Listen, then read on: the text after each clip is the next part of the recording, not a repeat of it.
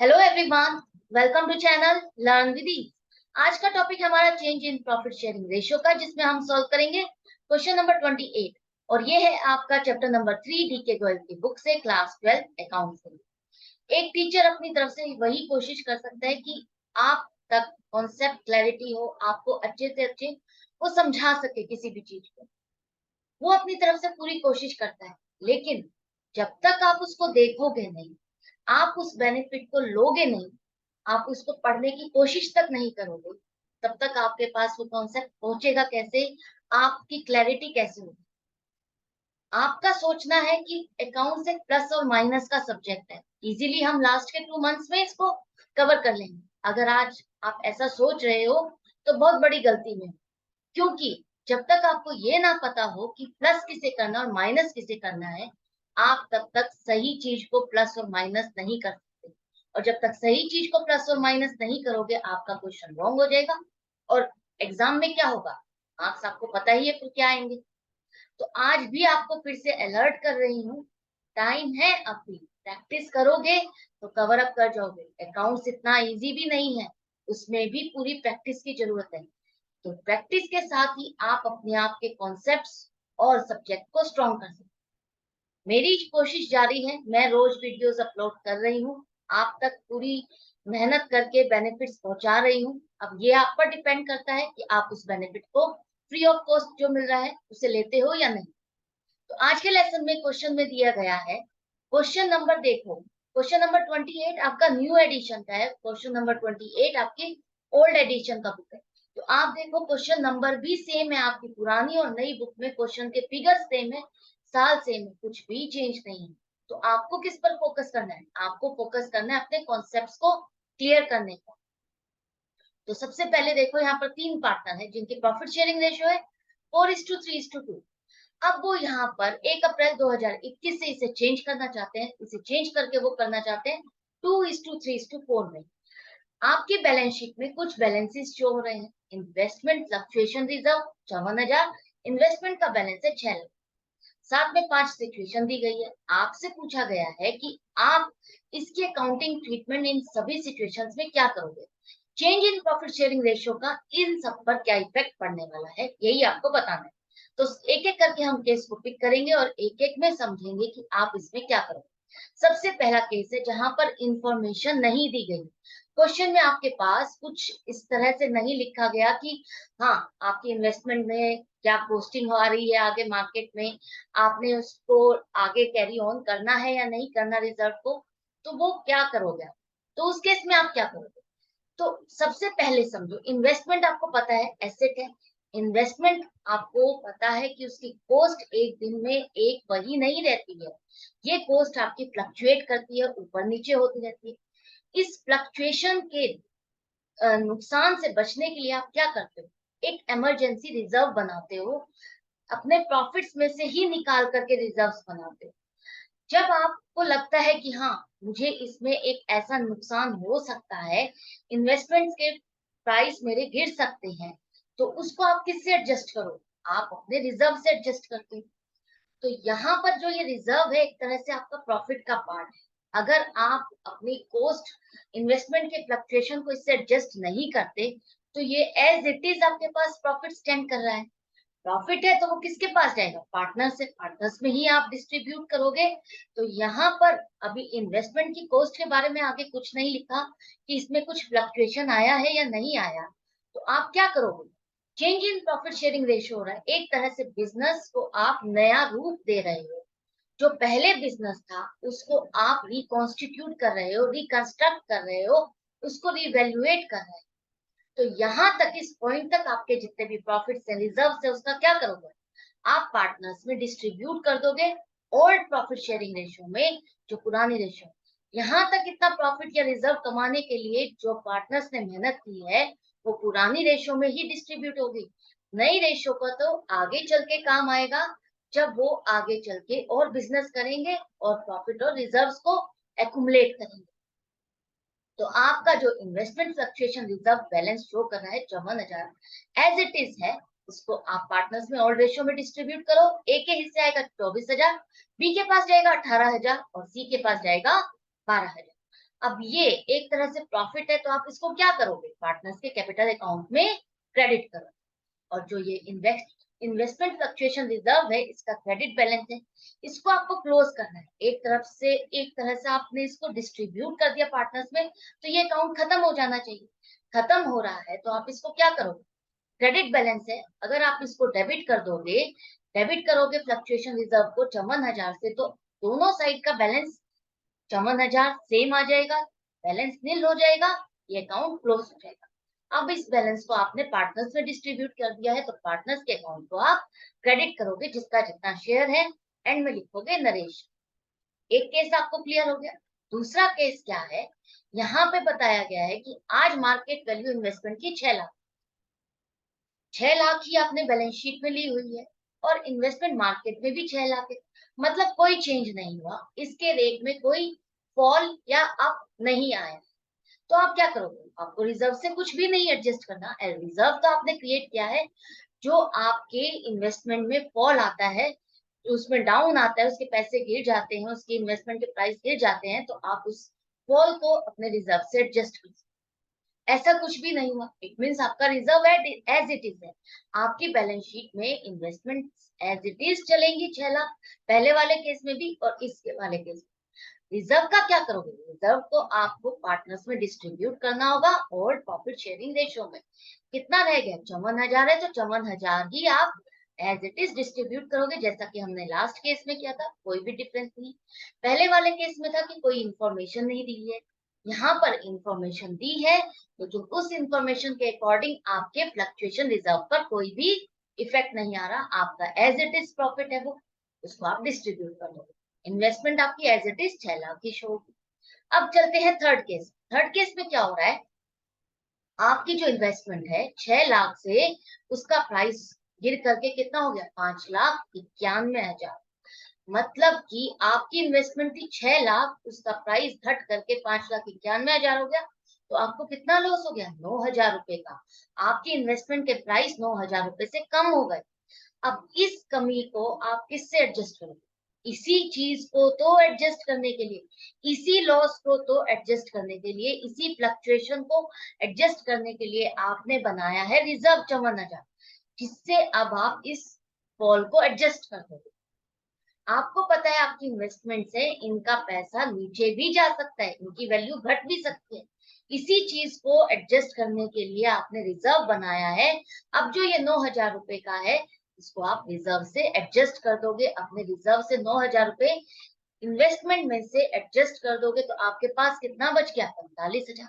अब आपकी बुक्स में इन्वेस्टमेंट आप कितनी दिखाओगे, 6 लाख नहीं, 5,91,000 दिखाओगे। तभी तो यहाँ पर देखो, एसेट साइड में भी आपके 9,000 रुपए लेस हो गए, और रिजर्व के साइड में भी 9,000 रुपए लेस हो गए, डेबिट और क्रेडिट आपका बैलेंस हो गया। अब ये जो 45,000 रुपए बचे हैं, इसको अब आप ओल्ड प्रॉफिट शेयरिंग रेशियो में पार्टनर्स में डिस्ट्रीब्यूट कर दो।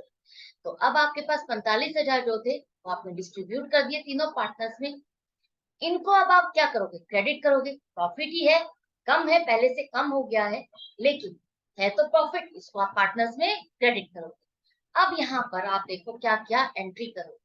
जो इन्वेस्टमेंट फ्लक्चुएशन रिजर्व है, इसको तो आपको क्लोज करना ही करना है, क्योंकि इस पॉइंट पर जब आप चेंज कर रहे हो, रिकॉन्स्ट्रक्ट कर रहे हो अपने बिजनेस को, तो यहाँ पर जो ये रिजर्व का अकाउंट है, आपको क्लोज करना है। क्लोज करने के लिए इस अकाउंट को आप डेबिट करोगे पूरे अमाउंट से, 54,000। इस 54,000 रुपए में से आपने कहाँ का एडजस्ट किया, आपने अपनी इन्वेस्टमेंट की वैल्यू को 9,000 रुपए से कम किया, यही तो किया। ये जो 9,000 का कॉल था, आपने क्या किया, investment fluctuation reserve account debit 9,000 to investment, यही करोगे ना, 9,000 रुपए इसी तरह से एडजस्ट करोगे, उसी से आपने एडजस्ट किए, तो इन्वेस्टमेंट की वैल्यू भी 9,000 रुपए से कम हो गई, तो आपके यहाँ पर इन्वेस्टमेंट अकाउंट को आपने क्रेडिट किया।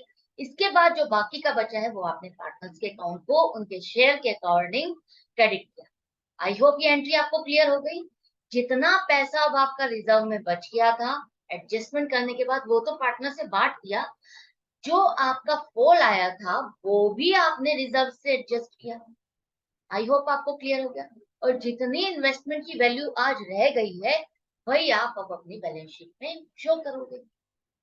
नेक्स्ट केस देखो, जहां पर आपकी इन्वेस्टमेंट की वैल्यू 5,28,000 है, मतलब कि आपकी 6 लाख की इन्वेस्टमेंट कितनी रह गई, 5,28,000 की। और आपका प्राइस कितना डाउन आ गया इन्वेस्टमेंट का, 72,000। 72,000 बहुत ज्यादा अमाउंट आ गई है नीचे। आपने जितना सोचा था कि इसकी वैल्यू कितनी नीचे जा सकती है, तो उससे भी ऊपर उससे भी ज्यादा नीचे चली गई है। तो आपने जितना रिजर्व बनाया था उसको तो आप सारा एडजस्ट कर ही दोगे, क्योंकि आपने बनाया ही इसलिए। इस रिजर्व को एडजस्ट करने के बाद भी आपको 18,000 का और भी लॉस हो रहा है। आपकी इन्वेस्टमेंट की वैल्यू और भी कम हो गई, जिसको आप किससे एडजस्ट करना होगा, समझो। आपको इसको डालना होगा रिवैल्यूएशन अकाउंट। जब भी इन्वेस्टमेंट की वैल्यू इस टाइम पर आप कर रहे हो, तो अपनी एसेट्स की लाइबिलिटीज को रिवैल्यूएट कर रहे हो, तो किसी की बढ़ेगी किसी की लेस होगी, तो उसको आप कहाँ शो करोगे, आप उसको रिवैल्यूएशन अकाउंट में लेकर जाते हो। तो एंट्री देखो, पहले समझो आपके पास बैलेंस कितना बचा है, कुछ भी नहीं बचा, कुछ भी नहीं बचा है बैलेंस आपके पास रिजर्व का।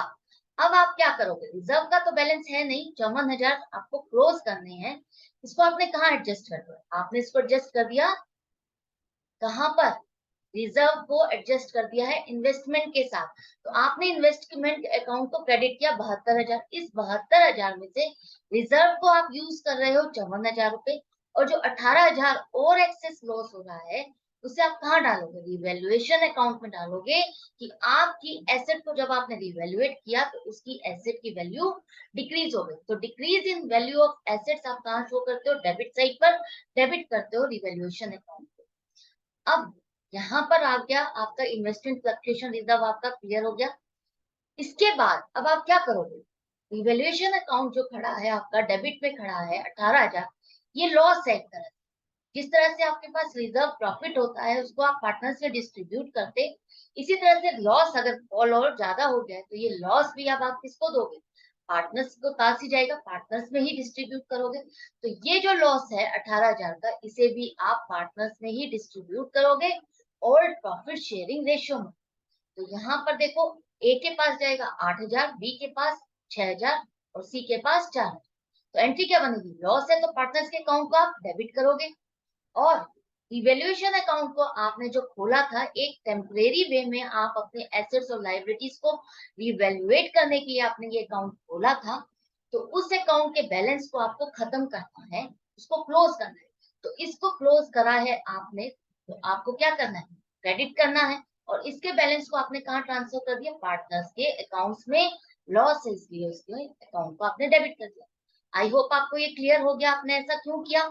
सबसे पहले देखो, आपकी इन्वेस्टमेंट की वैल्यू है 6 लाख रुपए, 6 लाख से घट करके वो 5,28,000 हो गई। अब आपकी बैलेंस शीट में जब आप नए तरीके से बैलेंस शीट बनाओगे, नई प्रॉफिट शेयरिंग रेशियो के साथ, तब आपकी बैलेंस शीट में जो वैल्यू आएगी इन्वेस्टमेंट की वो कितनी आएगी, 5,28,000 की आएगी, 6 लाख की नहीं।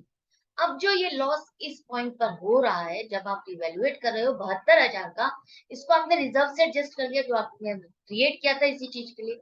उसके बाद आप क्या करते हो, उस 18,000 जो एक्सेस लॉस है उसको आप कहाँ डालोगे, आपको रिवैल्यूएट करने पर जहां जहां लॉस हो रहा है या फायदा हो रहा है आप उसको रिवैल्यूएशन अकाउंट में डालते हो। रिवैल्यूएशन अकाउंट में अगर आपका डेबिट बैलेंस है तो वो लॉस है, लॉस को आप पार्टनर्स में डिस्ट्रीब्यूट कर दोगे। इस तरह से आप प्रॉफिट को डिस्ट्रीब्यूट करते हो और profit sharing ratio. I hope ये फोर्थ केस भी आपको क्लियर हो गया। अब इसी तरह से फिफ्थ केस में देखो, जहां पर आपकी सॉरी ये फिफ्थ केस है, फोर्थ नहीं है, इसको करेक्ट कर लेना। फिफ्थ केस में आपके क्या हो रही है, इन्वेस्टमेंट की वैल्यू 6,60,000 हो गई। आपकी इन्वेस्टमेंट कितनी थी, 6 लाख, बढ़कर के कितनी हो गई, 6,60,000। 6,60,000 मतलब कि 60,000 रुपए बढ़ गए, एक्सेस आ गए। तो आपकी तो बल्ले बल्ले हो गई। आपको बैलेंस शीट में अब कितने अमाउंट दिखानी है, इन्वेस्टमेंट की 6,60,000 रुपए दिखाओगे, और ये जो 60,000 रुपए बढ़ गए हैं इसको अब आप कहाँ दिखाओगे, रिजर्व तो आपका एज इट इज है। रिजर्व में से आप किस चीज को एडजस्ट कर सकते हो, आपके प्राइस में जो फॉल आता है, आपके प्राइस जब डिक्रीज होते हैं, इन्वेस्टमेंट के प्राइस को डिक्रीज होते हैं उसी को आप एडजस्ट करोगे, उसी के लिए आपने रिजर्व करना है। अगर इंक्रीज हो रहे हैं तो वो आपके लिए नुकसान नहीं है, उसको आप रिजर्व से क्यों एडजस्ट करोगे। ये जो फायदा हो रहा है ये तो एक तरह से आपका क्या हो रहा है, क्रेडिट हो रहा है, आपकी अमाउंट बढ़ रही है। आप इन्वेस्टमेंट अकाउंट को डेबिट करोगे, 60,000 से बढ़ाना है ना उसकी वैल्यू को, तो इन्वेस्टमेंट अकाउंट को तो डेबिट करोगे 60,000 से। लेकिन अब यहाँ पर क्या हो रहा है, increase in the value of asset, तो कहाँ जाएगा, रिवैल्यूएशन अकाउंट को आप क्रेडिट करते हो। बेसिक आपको मैंने बताया, अब देखो किस तरह से इसको करोगे। तो उस इन्वेस्टमेंट फ्लक्चुएशन रिजर्व को जो एज इट इज आपका है, कुछ भी प्राइस फॉल नहीं हुआ, तो 54,000 रुपए एज इट इज आप इसको डिस्ट्रीब्यूट कर दोगे पार्टनर्स में, जैसे हमने पहले किए हैं। तो ये सारा का सारा इन्वेस्टमेंट फ्लक्चुएशन रिजर्व आप डेबिट करोगे, क्लोज करना है आपको, इसको रखना नहीं है। 54,000 से डेबिट करोगे, पार्टनर्स के अकाउंट को क्रेडिट करोगे, उनके बैलेंस को उनमें ट्रांसफर करोगे क्रेडिट करके। इसके बाद दूसरी एंट्री बनेगी आपकी, जो इन्वेस्टमेंट की अमाउंट है बढ़ गई है 60,000 से, तो इन्वेस्टमेंट अकाउंट को आपको डेबिट करना होगा 60,000, तभी तो आप उसकी वैल्यू को 6,60,000 अब आप बैलेंस शीट में शो कर पाओगे। इन्वेस्टमेंट अकाउंट आपका डेबिट हो जाएगा, एसेट्स डेबिट होती है। इसकी वजह से आपको क्या हो रहा है, प्रॉफिट हो रहा है, एसेट की वैल्यू इंक्रीज हो गई। इंक्रीज को आप क्या कहाँ दिखाओगे, रिवैल्यूएशन अकाउंट में क्रेडिट साइड पर दिखाओगे, फायदा है प्रॉफिट है तो क्रेडिट साइड पर दिखाओगे, तो रिवैल्यूएशन अकाउंट आपका क्रेडिट हो गया 60,000। अब आपका जो ये 60,000 का फायदा हुआ है, रिवैल्यूएशन अकाउंट में बैलेंस शो हो रहा है, तो इस टाइम पर ये बैलेंस जो शो हो रहा है, इसको आप पार्टनर्स में ओल्ड प्रॉफिट शेयरिंग रेशियो में डिस्ट्रीब्यूट कर दोगे, उनके बीच में, और उनके अकाउंट को क्रेडिट करोगे। तो रिवैल्यूएशन अकाउंट को आप क्या करोगे, डेबिट करोगे, क्योंकि आपको उस अकाउंट को क्लोज करना है, क्रेडिट बैलेंस था, अब आप डेबिट करोगे तो ये क्लोज हो जाएगा। और जो ये प्रॉफिट है, प्रॉफिट को पार्टनर्स में क्रेडिट करोगे। तो इस तरह से आपको एंट्रीज करनी है, ध्यान से करना। जहां रिवैल्यूएशन अकाउंट आ जाएगा, आपको वहां पर रिवैल्यूएशन का डेबिट बैलेंस है तो पार्टनर्स में ट्रांसफर करना है उस लॉस को। अगर रिवैल्यूएशन का क्रेडिट बैलेंस है तो वो पार्टनर्स को क्रेडिट करना है, उनको प्रॉफिट डिस्ट्रीब्यूट करना है, ओल्ड प्रॉफिट शेयरिंग रेशियो। तो एक एंट्री नहीं बनेगी जब भी आपके इन्वेस्टमेंट से या किसी भी एसेट से रिलेटेड रिवैल्यूएशन होती है, उसका रिजर्व है, रिजर्व से जितना एडजस्ट हो जाता है उसको आप एडजस्ट कर दोगे, बाकी बचा है रिजर्व, तो वो पार्टनर से डिस्ट्रीब्यूट हो जाता है। अगर बात रिजर्व से आगे निकल जाती है, रिवैल्यूएशन तक पहुंच जाएगी, तो भी आपको समझ में आ गया किस तरह से एंट्री बनानी है। तो 2-3 एंट्री भी बन सकती है, और फर्स्ट केस था जैसे, वैसे एक एंट्री भी बन सकती है। ये आपको कैसे पता करना है, जब आप समझोगे, पढ़ाई करोगे, क्वेश्चंस को सॉल्व करोगे, तभी आप समझ पाओगे कि हाँ इसमें एक एंट्री बननी है, 2 एंट्री बननी है, 3 एंट्री। अगर सिर्फ एक वीडियो देखी या सिर्फ एक क्वेश्चन को सॉल्व किया तो आप इस चीज को क्लियर नहीं कर पाओगे, और कहीं ना कहीं मिस्टेक कराओगे या आधा क्वेश्चन अटेम्प्ट कर गया, तो फुल मार्क्स की तो हम एक्सपेक्टेशन रख ही नहीं सकते। तो फुल मार्क्स की एक्सपेक्टेशन के लिए आपको भी कुछ हार्ड वर्क करना होगा। हार्ड वर्क के लिए पेशेंस चाहिए, और अपने आप को स्ट्रॉन्ग बनाना होता है, विल पावर बनानी होती है कि हाँ मुझे आज इतने क्वेश्चन सॉल्व करने ही करने हैं, मुझे अपनी प्रैक्टिस जारी रखनी ही रखनी है, मुझे अपनी जिंदगी में कुछ करके दिखाना है। आई होप आज के लिए इतना मोटिवेशन काफी है। मैं मिलूंगी आपसे नेक्स्ट वीडियो में नेक्स्ट क्वेश्चन के साथ, लेकिन वही कहूंगी, प्रैक्टिस जारी रखना। अच्छा लग रहा है, सीख रहे हो तो चैनल को सब्सक्राइब लाइक शेयर जरूर करो। ऑनलाइन क्लासेस चाहते हो तो मुझे व्हाट्सएप भी कर दो। Good bye and take care.